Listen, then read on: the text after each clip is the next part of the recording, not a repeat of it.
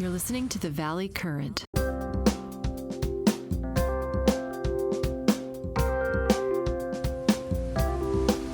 Welcome into the Valley Current. This is a topic worthy of a lot of sessions, but we're trying to compress a lot of information because you're the expert on fiduciary duty. And I keep thinking, fiduciary duty is such a big topic and it's misunderstood by so many lawyers in so many different ways. I can't even begin to describe it. And it's amazing when you try to explain to people that they really should be reading your 1,500-page book. Something like that. Well, the text is just 500 pages and the rest is case summaries. Yeah, the case summaries are very valuable, and I think the book is impeccable, and I also think you have a training book or a teacher's guide. I do. It's very effective, and both books, I think, are very worthy for any bookshelf. But these lawyers are like, we're not fiduciaries and we're not trustees, and they kind of think of it in a very narrow-minded way. That's the first observation I would make. Well, you know what a ninja is? Yeah. The Japanese martial artist ninja, you know what that is? Yes. One of their great skills is disguise. And there was a famous ninja who walked through a marketplace and he was recognized as 7 different people as he walked through the same marketplace because he changed his disguise so skillfully. Yes. And fiduciary duties are kind of like the ninja of the law.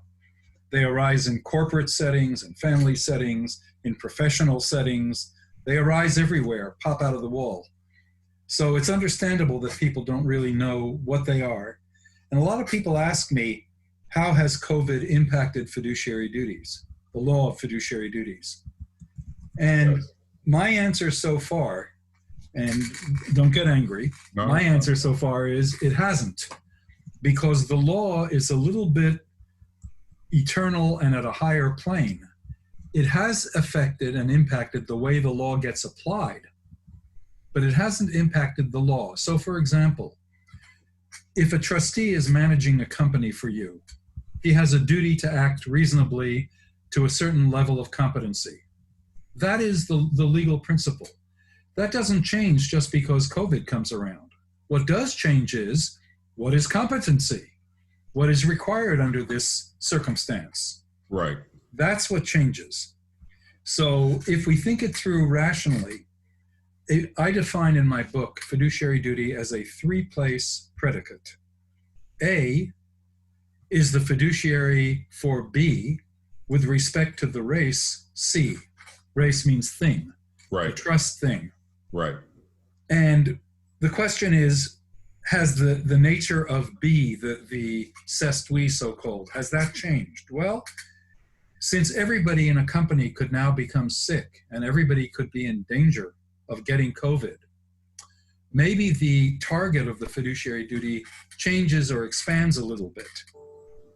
But is the health of the staff, the health of the customers, a fiduciary obligation of the CEO? It's not clear. It's not clear that we need to say the law has changed. Rather, we can say the law gets applied in new ways. Right. I mean, you're breaking it down kind of like with the view of, hey, if you play football, the field is 100 yards. The field is always 100 yards. There's a goal post. The goal posts are separated by a certain length, certain height. You got to get the football over the goal post. It can be kicked. It can be thrown. Punches can happen. There are rules. They're pretty settled. But the game really does change when the weather changes. When that snow starts hitting that field and the mud starts happening, there's a lot of risks that changes. I mean, I really look at those football players and I say, man, they should have the ability to say, I didn't sign up for this, but, they play in the mud and the rain and so on. I don't think they ever really stop, right? Yeah, but is that when the things change because of the rain, do the rules change or just the experience? That's exactly right. The rules are all the same. Now, we will say, as people watching that game in the comfort of our homes, that guy threw a pretty good pass for all the rain that happened, right? We'll say, given the circumstances, he did a pretty good job, or I was going to say she did a pretty good job, but I guess football is still pretty much a male sport. Whoever's playing has done a pretty good job, and the ball is pretty slippery, and you can look at how they're frustrated, but the rules are all the same. They don't relax the rules. Right. They don't heighten the rules. They don't make the rules tougher. They don't make them easier. The rules are the rules. But I tend to think lawyers get confused about this, and I think clients do too, because I have heard many, many clients say, well, I'm worried if I open my office that I'm breaching a fiduciary duty. Now, Right. you'd say, well, the office is still the physical thing. It's the res. You really do have to have a office that is not going to cause an injury. However you define that. Injuries can be like getting sick from COVID. So you got to clean the office. Let's start there, right? Right. And yeah, the duty to clean the office is part of the general existing duty of management. Right. And it's a new aspect of that duty because 6 months ago, we wouldn't have said to a person, you must clean or disinfect your office. Right. Because people would just say, well, there's a cleaner that comes and they do whatever they do. And now, of course, people are like, well, I got to do some special things because the law is going to hose me if I don't. And you'd say, no, it's the facts that are going to hose you. That's right. Right? That's right. Well, no, I say another thing. You might be held to account for failure to discharge a reasonable duty of care. Look what happened to Southern California Edison with the Paradise Fire. Did you read about that? Right, I did. They just paid, what was it, a huge settlement. Right. Because they were culpable in starting the fire. Right. Shall we call it a breach of fiduciary duty that they committed? By participating, by contributing to the start of the fire somehow? Is that a fiduciary breach? No, I think we would say they're a commercial provider of electricity or consumer provider of electricity. They're not a fiduciary per se, right? That's what I think. They're not a fiduciary per se. Still, this particular breach, it is a significant breach. And what about that guy, the captain of the Navy ship, who got fired for sending a letter to the press saying we have COVID on board? Remember that? I think that was in April. Right, I remember that. He just got reinstated, apparently. No, the people... I thought he didn't. I thought I think they reinstated him. I think they actually recognized that what he did was okay. That's the way I remember it, but I could be wrong. I know they walked him off the ship, but then I think they flipped it. I think they reinstated him, but the Navy then upheld the firing. Oh, okay. Well, then but I think I missed the latest chapter. Then I thought the guy was in good. I mean, my dad's an old Navy guy, so I was thinking if my dad were alive, he'd be like, that captain needs to be promoted to an admiral. Well, he was doing and for his men. The story had a very big stench to it. It looked like they were angry at him for disclosing a weakness on board. Right. And he didn't present the image they wanted him to present. Right. And that was not a good reason to fire him, in my opinion. Right. Then they changed their story and they said, well, he was slow to report it. He should have saved his sailors, moved them into hospitals earlier. Yeah. I mean, it sounded like baloney to me when I was reading it. Right. But here's an example of COVID presenting a new kind of duty to a fiduciary, but still not changing the law, in my opinion. Okay, you view the captain or whatever he is on this ship. Fiduciary. He's a fiduciary for those men on the ship. He's the captain of the ship. I do think so. No question. I do think so. Okay, so it's like the airline pilot, right? The airline pilot's got special controls over a big piece of equipment. Everyone is subject to his control, and that's why he's the commander of the ship. He gets to lock people up. The ship is like his sovereign, right? Yes, that's exactly it. But so I have to drop this footnote before you get to the but, because I've been thinking about this for a while. I think fiduciary duty is the closest thing you get to talking about the correct psychological state that a leader should have. Mm-hmm. And I wonder if you, and I don't want to get very political here, but if you appoint someone who cannot possibly psychologically ever get to that state, and we may have that person in office now, we won't even name him, except we know who he is. Yeah. A lot of people say don't use his name because that just enables people to vote for him again. But, they're like saying, what's his name? Like they're trying to keep his name out of the news because obviously getting your name in the news is a good thing these days. And so the question becomes, should we have, as a society, a battery of psychological tests before a candidate can even run? Better than the cognitive tests he aced, so-called? Yeah. I mean, shouldn't there be some sort of standardized does this guy have empathy? Does he have a guy, gal, whoever it is? Because it could be across the board. We know there's psychopaths. We know that there's like a 20% growth rate of psychopaths in the world. It's a scary place. 1 out of 5 people are psychopaths. Now, we know some of them turn into axe murderers, right? Some of them turn into Hitler. Some of them turn into, crazy, wacky people that do mass murders, right? Some of them turn into rock stars. Some of them turn into rock stars, agreed. And some of them turn into Einstein. But I'm just kind of curious, do you think this notion of the psychological state, because I always think when I'm presenting a case, a jury is doing and a judge is doing a version of a psychographic analysis on that witness. Is that witness capable of telling the truth? They often will say, because there's so many things that are inconsistent. Maybe he or she's not capable of telling the truth. Like they're so badly brought up, or, they're so badly trained, or they're so badly lacking a conscience, I suppose.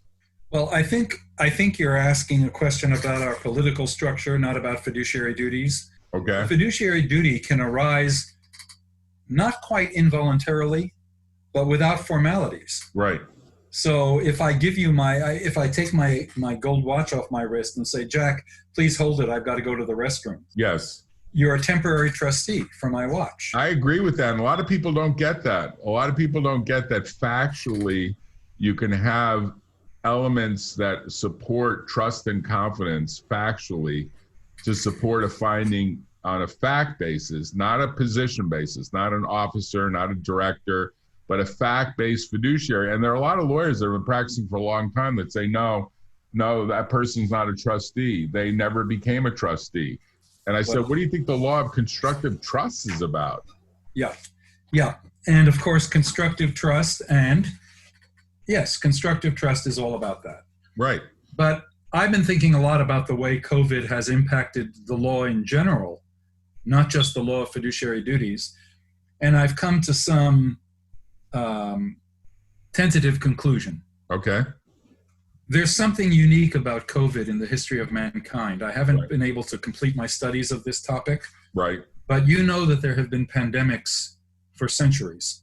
Right. All kinds of pandemics. And if you look in the encyclopedia or Wikipedia, you find a list of pandemics going way, way back. Right. I'm reading the book about the 1918 pandemic that's like a bestseller, and I think it's definitely something everyone should be reading. Yeah, but there are pandemics going back to the Middle Ages, and going back to ancient times. The Black Plague, whatever you want. Black Plague. So what's unique about COVID? That's what I've been asking myself. Right. And what's going to happen to the world after COVID changes, if it changes? It may never go away, but if it does, this is a pandemic which has certain unique properties. One unique property is you can't tell who has it. Right. One other unique property is anybody can transmit it. Right. So those properties, in the case of the Black Plague or leprosy or the swine flu or any of the Spanish flu, all of those, you can tell the symptoms and you say, oh, this person's dangerous. I'm just putting on the screen how many books have been written about the flu from 1918. That's just one. Your point is there are many. There's at least a dozen. One is called America's Forgotten Pandemic. One is called the 1918 Spanish flu. The one I'm reading is the bestseller, The Great Influenza, the story of the deadliest pandemic in history by John Barry. Right. It's gotten a lot of play. There's another one by Catherine Arnold, Eyewitness Accounts. But it just goes on and on. Of course, everyone's going to pile on. There's probably going to be 100 books. But you're actually doing something I think very few people do, which is the dissective analysis around legally, how do you factually break this up in a way that either gives it distinction or doesn't give it distinction, right? Right. Because it's invisible, it can't be smelled, it can't really be readily detected. There's not equipment that you can kind of put on your body. I guess you could put a hazmat suit on, but it's not like you could put a little radioactive detector. Even radiation with Chernobyl, you can have a detector. Now, maybe the detector blows up, but, in that film Chernobyl, they had detectors. They could tell the radiation was intense. You can't really do that walking into a building. I walked into my dental office and it looked pretty clean. And they said, yeah, we really do try to take this seriously, but we don't know if it's here because there are people that come in and they sneeze and their mouths are open because they're getting their teeth done. You can't cover their mouths. So my conclusion is this pandemic, the real impact of it, and I'm not talking now about the fact that trials have to be postponed, and that juries can't sit in the box, and that witnesses have to wear masks. Those are all important. Yes. The real impact is fundamental possibility of trust has been damaged.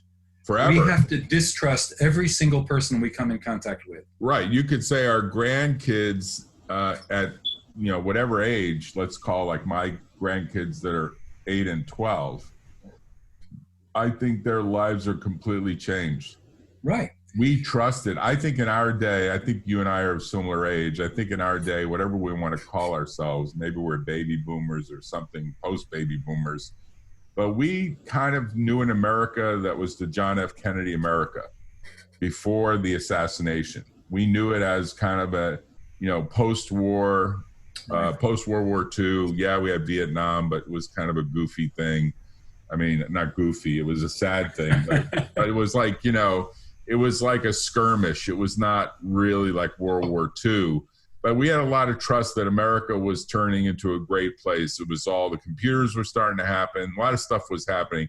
It was kind of very optimistic. I remember my folks when they bought their new car and they drove to Levittown to look at some new houses, which they weren't going to buy because they never believed in those punched out Levittown houses on Long Island. But they said, wow, these houses are going up so fast. I mean, it's amazing what this mechanical stuff can do. It's now no longer the brick mason with the bricks one by one. It's like this automation is making things happen, right? Right. So conceptually, I don't think that's going to play out. I think people are going to think the world is unsafe, fundamentally unsafe place, right? Yes, and so the undermining of person-to-person trust is the essence of fiduciary duty law. Fiduciary duty is about trust. Yes. Now, I could send you my gold watch by UPS and say, Jack, hold it till I get back from Alaska. I'm making a trip. And we still have all the elements of the fiduciary duty created. But when you walk into a courtroom, it's important to remember that a huge component of what we're doing there is expressing and affirming trust. Even the authority of the judge is an affirmation of trust. And when trust goes away, I don't know what the result is going to be, and I don't know whether and ever it comes back. It's hard to say. I have friends who are Israelis. They still won't buy Mercedes-Benz to this day. Oh, I could tell you a story about that with my dad telling me when I was buying my first car that I'd saved up for 10 years. I was buying a brand new 911 red Porsche. And he looked at me like, are you crazy? That's a German car. We were at war with them in World War II. I won't let you do it. Exactly. And my mom said, he earned the money. He's entitled to do it. Leave him alone. And my dad said, you could buy 3 Cadillacs for the price of that car. Correct. He's probably right. And he also said, and you'll love this, you could buy a house in Brooklyn and it'll actually go up in value. Why don't you buy a house in Brooklyn? I probably would be a billionaire had I bought the house in Brooklyn. Exactly. It's pretty funny. But the question of how is trust repaired in the courtroom, in the jurors, in the witnesses, in the process, I'm thinking about that. I see a lot of articles now about, we're conducting trials by Zoom, we're doing depositions by remote. I don't buy it. It's not the full answer. Well, it's a virtualization that is sort of like a replica of the truth because you're never going to get the ethos that happens in a trial. Right. You're never going to get the Greek tragedy that might play out. You're never going to get anyone to break down and cry if that's really correct. The truth of what plays out, right? Correct. You're going to get Dr. Fauci, you're going to get a script. You're going to get a scripted view about what happens with this life, right? Correct. And the whole telehealth business and teleeducation, remote learning, Dr. Fauci talks a lot about social distancing, but what about sex? Where does that go? Well, I think that's changing dramatically. I think the demographics are changing dramatically. I think the number of births, there are people that are deciding not to have as many kids as a result. Yes, there are, and that's been going on for years. Right, now. it's going to continue because people it's going to are go faster. Right. I mean, look, we're having a consequence here that is so hard to sort of say. Like, if you think of when someone does something that changes the course of the fabric of the future, right, whatever that is, Einstein comes in the picture, Hitler comes in the picture, both of them to some degree change the fabric of destiny. And there are people like that do that. You could argue maybe Elon Musk is at that level. He seems to be doing some really amazing things. Whether you'd say they're all good or not is another question. But it's like you've changed the course of even with a small, tiny change, the overall course of time is now changed forever. So you say to yourself, when something is affecting the whole world at the same time, right? Does that bring us together or does that separate us? So far, it looks like it's more separating us than bringing us together, right?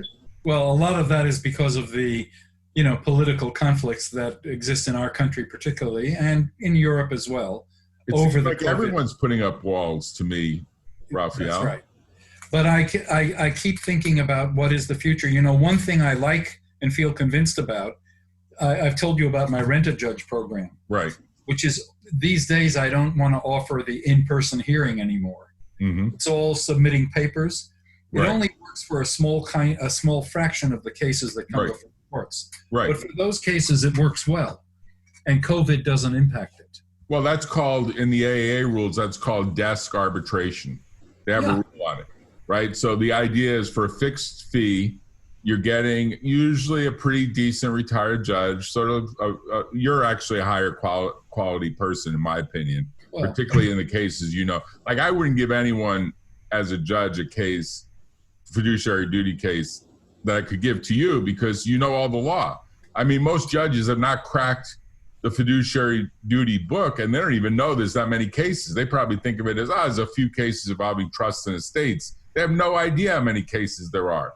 Right. So you've covered all that ground. You can bring to the table instantly, this case is analogous to blank, or blank, and people's eyeballs open up and say, wow, I hadn't thought about it before. Like, I'll just give you an example of one I have now, and you might be saying to me, instantly I think of something, and I'm curious what you think. A couple of pretty high-level people, but not official officers, actually figure out the computer codes inside a company while employed, so they could essentially hijack the computer system to pretend to be what's called affiliate marketers. Affiliate marketer gets paid a fee for referring clicks. So think of it as they're rigging the system to enable themselves to make a lot of money as though they've rigged the slot machine. Like it's someone that's figured out in Vegas how to rig the slot machine so it always pays when they pull the machine a certain way. They just figured that out with special computer codes that they were entrusted with as the employee. So factually, there's a lot of trust, not an officer, not a director, not even that high level of an employee, but high enough that they could trust the codes, like the security codes for, an important safe in a building, if you want to call it that way. Yeah. So the safe is all this data, and the data essentially allows a payoff to happen. And they direct those payoffs to a bunch of shell companies they create with a bunch of other people to say, hey, I've rigged the system. I'm able to get, just call it, Big Co. I won't leave the names out, to constantly pay us monthly $50,000 to $100,000 a month, like it's an ATM machine. Boom, bing, bing. We don't have to do anything. Uh-huh. We have a bunch of clicks, robots that are clicking away with pretend. There's no real business there. It's all pretend. Now, they get caught. It's an interesting way in which they get caught. Unquestionably get caught. Like, think of it like a videotape of getting caught. A company shows it to the district attorney. District attorney says, yeah, this is a case I want to take to trial. Gets the case ready for trial and says, I got a plea deal. These guys are going to plead. They're going to make restitution. Let's pretend that they stole $10 million, just to use one number. They give back $1 million. They say, through their good defense lawyers, good criminal defense lawyers, brilliant criminal defense lawyers, yeah, these guys are going to give back $1 million, and they'll cop a plea to be on probation for 5 years or 10 years or whatever it is. Now, that doesn't get rid of the civil case. There's a civil case behind it, like the OJ case. They just got off on the criminal case for a plea deal, or even if they were found, quote unquote, not guilty because it wasn't beyond a reasonable doubt. It's not that they were innocent. So they pled guilty. They actually pled like no contest or something. Right. Whatever they pled, they ended up paying the restitution. But the restitution was nowhere near the actual damage that was caused. All right. Okay, now, punchline question. In the civil case, the judge is scratching his head that's appointed. In the civil case, I know the standard is different than beyond a reasonable doubt. I know that. But do I hold them to the standard of being fiduciaries? Because they weren't officers. They weren't directors. Every employee, every agent and employee is a fiduciary. Well, that's right. But a lot of judges think you have to be like a special high-level employee. I have a whole section in my book on that topic. I know you do, but this is the point I'm getting. The judge is scratching his head, and I'm saying, read the section of the book. And the judge is like, they're not high-level employees. And I'm like, Judge, not only that doesn't matter, but they had the keys to the safe. If you have a maid, go watch. You hire a maid to clean the silver. Yes. And she steals a candlestick. Yes. Fiduciary. I think so. So see, here's where it gets, and this is the rub, because the lawyers on the other side are so gleeful that the judge is leaning this way. Yeah. I got to get the judge convinced otherwise. The lawyers are like, you can't get a tracing remedy. And all that money, that $9 million in the hypothetical I gave you, it's all in real estate all over the world. So you got to pry it. And you got to pry it. And the real estate might be worth $50 million now. And you know that all that upside gets paid back to the company, right? Correct. And they don't get that. They're like, no, you were not involved in that real estate. They picked the real estate. No, that's constructive trust with tracing. I have a section on that. But they don't get it. Rafael, you would get this in a second. You get it in a second. You can cite the book in a second. Right. They'd be like, are you from planet Mars? It's not an officer. It's not a director. I mean, they do this cutesy thing that says, yeah, you know, maybe they'll give you back a few $100,000 more. They're not going to give you the $50 million. Jack, I got to let you go because you're coming up on your 3 o'clock hearing. Right, but I want to tell you, this is a topic we need to revisit because you are dissecting what I am most worried about here, which is we're not only corrupting the way the legal process works with this not real trial anymore, but people are losing sight to this notion of ethics in law and in society in a way that's horrendous. It's just horrendous. Well, let's think some more. At a time. How do they reach Rent-A-Judge in case people want to use you as a judge? Where do they go, Rafael? They can go to rentadjudge.com or just rafael@chodos.com. Okay, I hope you get some calls from this. I know I'm going to be asking you these questions again, and we'll do it again. Thank you for your time this afternoon. Bye-bye. Take care. Good luck with your hearing. Thank you.